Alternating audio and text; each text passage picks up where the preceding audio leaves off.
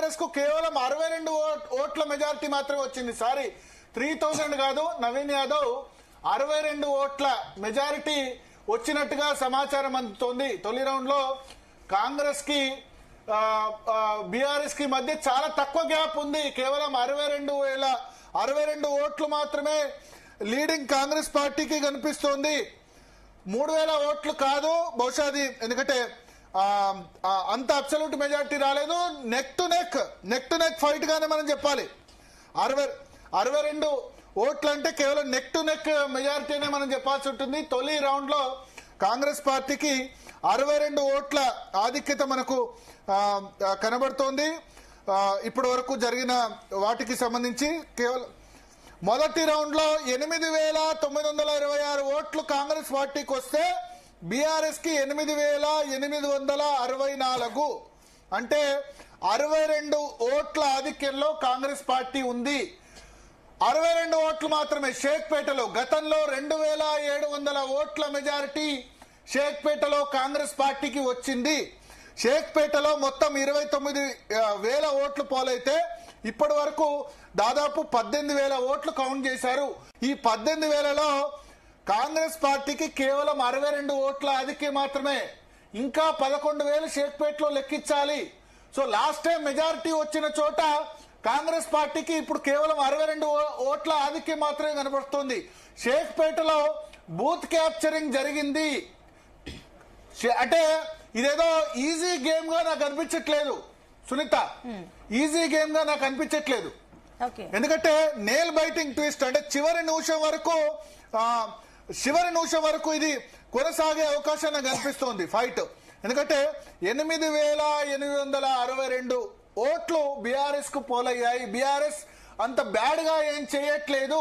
అంటే ఏం చేసి ఉండొచ్చు భరత్? ఈ 8000 పోలయ్యాయి సో అంటే ముస్లిం ఓటింగ్ లో ఇది కంప్లీట్ ముస్లిం ఓటింగ్ లో బీఆర్ఎస్ 50-50 పడ్డదంటే మరి కాంగ్రెస్ పార్టీ పూర్తిగా మైనారిటీ ఓటింగ్ మీద ఆధారపడింది.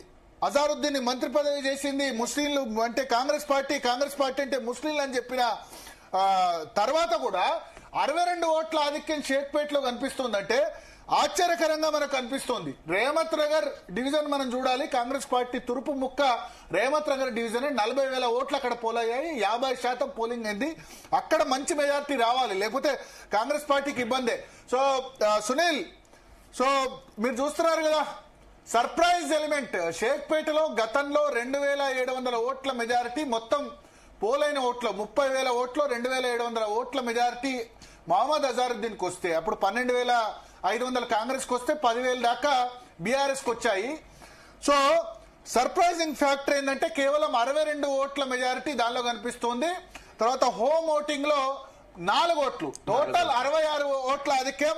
బ్రేకింగ్ న్యూస్ సోషల్ మీడియా, తర్వాత మన గ్రాఫిక్స్ టీం, తర్వాత పీసీఆర్ కూడా బ్రేకింగ్ న్యూస్ ఏంటంటే నవీన్ యాదవ్ స్వల్ప ఆధిక్యత, హోరాహోరీ అని పెట్టుకోవచ్చు. జూబ్లీహిల్స్ ఎన్నిక హోరాహోరీ, ఇది ఒక గంటలో అయ్యేది కాదు, తెలిసేది కాదు. లాస్ట్ రౌండ్ వరకు కూడా 10వ రౌండ్ వరకు కూడా ఖచ్చితంగా కంటిన్యూ అవుతుంది. సో లింగం యాదవ్ గారు ఎస్ డెఫినెట్ గా అండి, ఇది జస్ట్ స్టార్టింగ్ అయింది. మాకు సంపూర్ణ విశ్వాసం ఉంది. ఇవాళ అంటే బీజేపీ బీఆర్ఎస్ కలిసి ఎన్ని కుట్రలు చేసినా కూడా, వాళ్ళు కలిసి ఎంత పని చేసినా కూడా ఇవాళ ప్రజలు వాళ్ళు విశ్వసించలేదు.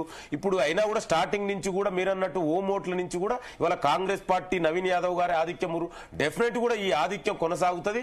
మాకు సంపూర్ణ విశ్వాసం ఉంది. కనీసం 20,000 నుంచి 30,000 మధ్య ఓట్లతోటి 20,000 నుంచి 30,000 చూశారు కదా. 64 స్టార్టింగే కండి. ఇంకా మీరు 20,000 ఓట్లు కౌంట్ అయినాయి. అవును, రెండు కలుస్తుంది. షేక్పేటలో మీకు లాస్ట్ టైం మెజారిటీ వచ్చింది. ఇంకా ఉన్నాయి, ఇంకా 11,000 పైగా ఓట్స్ ఉన్నాయి కదా. ఇంకా ఒక్క చోట మీకు మెజారిటీ వచ్చిందా షేక్పేట అండి భరత్ గారు. ఇంకా కూడా 11,000 ఓట్స్ కౌంటింగ్ కాలేదు.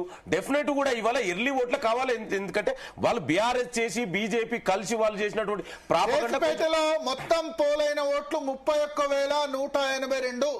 దాదాపు 19,000 ఇప్పటి వరకు కౌంట్ అయ్యాయి. ఇంకా 11,000 షేక్పేటలో కౌంట్ కావాలి.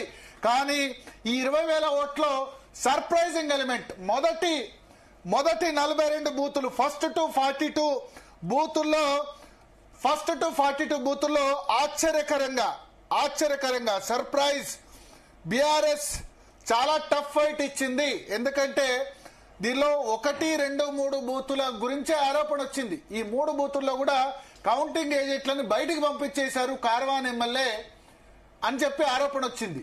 బయటికి పంపించేసి వాళ్ళు ఓట్లు వేసుకున్నారని చెప్పారు. ఆ బూత్ కూడా కౌంటింగ్ అయింది. కౌంటింగ్ అయిన తర్వాత కూడా 62 ఓట్లు ఉంటే సైలెంట్ ఓటింగ్ ఫ్యాక్టర్ అన్నది మనకు కనబడుతుంది. సైలెంట్ ఓటింగ్ ఫ్యాక్టర్ జూబ్లీహిల్స్ ఎన్నికల్లో పని చేసినట్టుగా కనబడుతుంది. అంత ఈజీ గేమ్ కాదు అనేది అనిపిస్తోంది. ఎగ్జాక్ట్లీ. అంటే మెజారిటీ ఏదున్నా 5% మనకు ఉండొచ్చు అనిపిస్తుంది. 5% మెజారిటీ అంటే 5% అంటే 10,000 లోపే ఎవరు గెలిచినా అన్నట్టు మనకు అనిపిస్తోంది. 62 ఓట్ల ఆధిక్యంలో కాంగ్రెస్ అభ్యర్థి నవీన్ యాదవ్ మనకు కనబడుతున్నారు ఇప్పటి వరకు జరిగిన దాన్ని బట్టి. సో అదేవిధంగా ఇంకా వి ప్రకాష్ గారు మరి కాసేపట్లో జాయిన్ అవుతున్నారు, అరేంజ్మెంట్ చేయండి. తర్వాత సునీల్ మీరు చెప్పండి. లాస్ట్ టైం 2700 కదా, ఇప్పుడు 20,000 కౌంటింగ్ అయింది, ఇంకా 11,000 కావాలి. ఆ 11,000 కూడా దాదాపు ఇదే ప్యాటర్న్ ఉండొచ్చని నేను అనుకుంటున్నాను.